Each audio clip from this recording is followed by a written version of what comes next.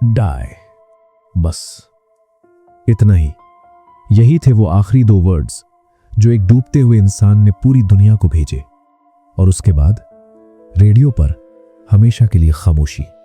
जब rescue team उस जहाज पर पहुंची तो उन्होंने जो देखा वो उन्होंने पहले कभी नहीं देखा था। पूरा क्रू मरा पड़ा था, पीठ के बल, आंखें खुली, मुंह खुला, और हर चेहरे पर एक ही एक्सप्रेशन, जैसे किसी ने कुछ ऐसा देखा जो देखना नहीं चाहिए था। कोई जख्म नहीं, कोई खून नहीं, कोई निशान नहीं, बस मौत, बिना किसी एक्सप्लेनेशन के। ये कहानी है एसएस औरांग मैदान की, एक ऐसे जहाज की जो समुद्र के बीच मिला और फिर हमेशा के लिए गायब हो गया। लेकिन आज मैं तुम्हें सिर्फ उस जहाज की कहानी नहीं सुनाऊंगा, मैं तुम्हें उस रहस्य के पीछे का रहस्य सुनाऊंगा। और वो ट्विस्ट जो इस कहानी के आखिर में है वो तुम्हें सच में हिला देगा। तो इस कहानी को अंत तक सुनना। दुनिया अभी अभी एक तबाही से निकली थी। वर्ल्ड वॉर 2 खत्म हुए कुछ ही साल हुए थे। यूरोप के शहर अभी भी खंडहर थे। लाखों लोग अपने घरों को तलाश रहे थे। समुद्री रास्ते जो सालों तक युद्ध के मैदान बने रहे, धीरे धीरे फिर से ट्रेड रूट्स बन रहे थे। लेकिन इस केओस में एक और चीज चल रही थी जो दुनिया की नजरों से छुपी हुई थी। Illegal smuggling. WW2 में बने chemical weapons, secret military cargo और ब्लैक मार्केट का सामान, सब समुद्री रास्तों से एक जगह से दूसरी जगह पहुंचाया जा रहा था, बिना रिकॉर्ड के, बिना मैनिफेस्ट के, बिना नाम के। और इसी दुनिया में स्ट्रेट ऑफ मलाक्का में एक जहाज था, एसएस औरांग मैदान। औरांग मैदान मलई भाषा के 2 शब्द हैं। औरांग यानी इंसान और मैदान सुमात्रा का एक शहर, मतलब मैदान का आदमी। ये एक कार्गो शिप थी, लेकिन उसके बारे में लगभग कुछ भी दर्ज नहीं था। कहाँ रजिस्टर्ड थी, कोई रिकॉर्ड नहीं। किसकी थी, कोई रिकॉर्ड नहीं। उसका कार्गो क्या था, कोई मैनिफेस्ट नहीं। उस पर लगभग 23 क्रू मेंबर्स थे, लेकिन उनमें से एक भी नाम कहीं दर्ज नहीं। और जहाज पर एक कुत्ता भी था।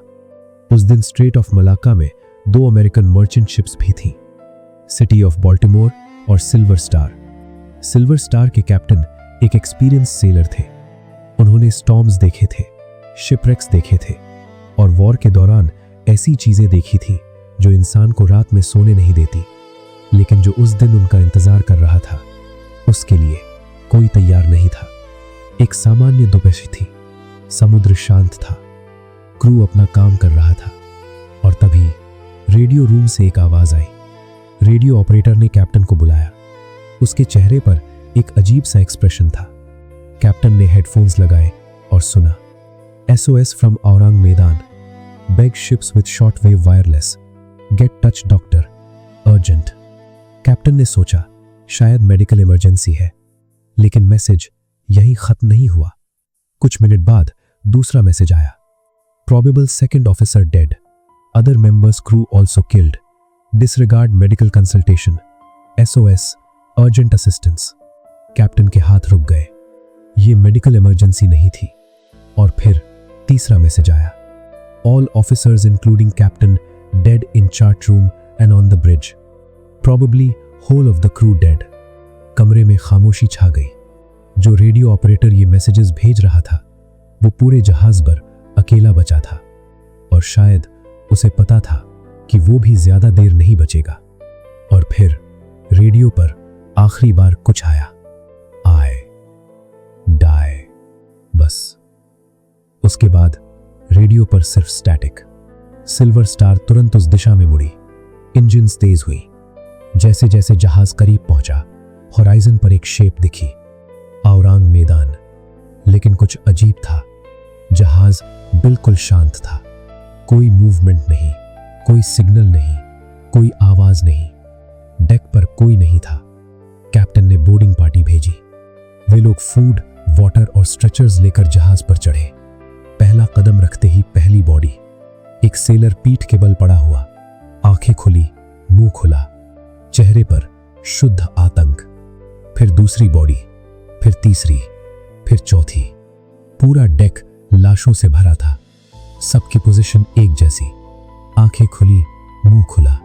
वही फ्रोजन एक्सप्रेशन। चार्ट रूम में कैप्टन और ऑफिसर्स भी उसी हालत में। और फिर एक कोने में जहाज का कुत्ता, वो भी मरा पड़ा था, उसी एक्सप्रेशन के साथ। इसका मतलब था जो भी हुआ वो इतनी तेजी से हुआ कि किसी को रिएक्ट करने का मौका नहीं मिला। बोर्डिंग पार्टी जब बॉयलर रूम की तरफ बढ़ी तो एक और अजीब चीज महसूस हुई। जहां भयानक गर्मी होनी चाहिए थी वहां असामान्य ठंड थी, बर्फ जैसी ठंड। फिर रेडियो रूम। रेडियो ऑपरेटर अपनी चेयर पर झुका हुआ, हाथ टेलीग्राफ पर, जैसे अभी अभी मैसेज भेजा हो, मरा हुआ। और वही खुली आंखें, खुला मुंह, वही डर। 23 सेलर्स, एक कुत्ता, सब मरे हुए। कोई वूंड नहीं, कोई ब्लड नहीं, कोई निशान नहीं, बस मौत, बिना किसी एक्सप्लेनेशन के। कैप्टन ने जहाज को टो करने का फैसला किया, इन्वेस्टिगेशन के लिए। रोप बांधी गई। सिल्वर स्टार ने जहाज को खींचना शुरू किया और तभी किसी ने देखा, कार्गो होल्ड से धुआं निकल रहा था।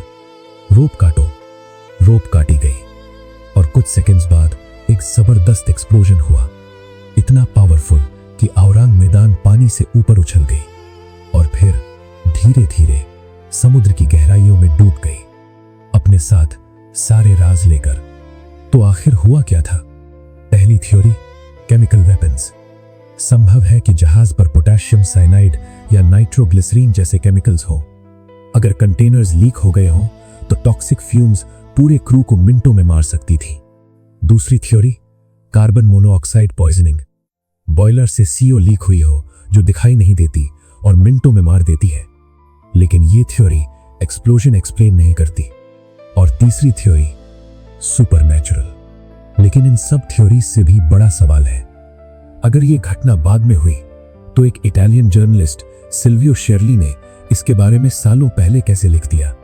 और सिल्वर स्टार, उसके ऑफिशियल लॉग्स में कोई रेस्क्यू एंट्री ही नहीं। तो क्या SS औरांग मैदान कभी एग्जिस्ट ही नहीं करता था? कुछ लोग कहते हैं ये कहानी फैब्रिकेटेड है, लेकिन US कोस्ट गार्ड ने इसे मेंशन किया, CIA आर्काइव्स में इसका जिक्र है। तो सच क्या है? शायद ये जहाज सच में था, शायद उस पर सच में लोग मरे, और शायद किसी ने बहुत सावधानी से सारे रिकॉर्ड्स मिटा दिए। लेकिन चाहे कहानी सच हो या झूठ, एक इमेज हमेशा याद रहती है।